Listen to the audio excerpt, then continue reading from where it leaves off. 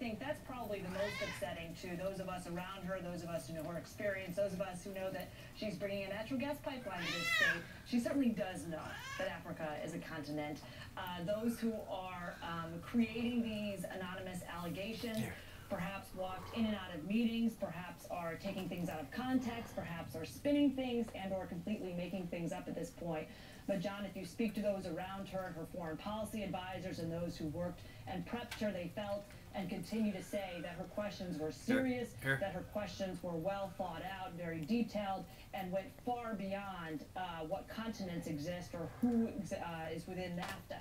I mean, that is just absolutely so far out of the realm, it almost doesn't deserve responding to, except that it's taken on and gone to such a degree that we find ourselves out here saying that of course she knows that Africa is a continent, and it's absolutely a false allegation that exists out there.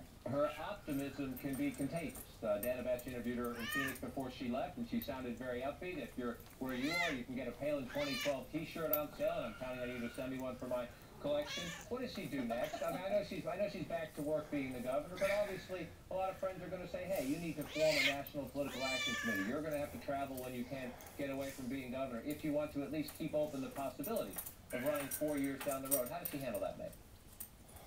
Well, John, right now she is entirely focused on the state of Alaska. She is so excited to be back home again and be with Alaskans and really focus on the state. I think she learned a lot of the campaign trail. She has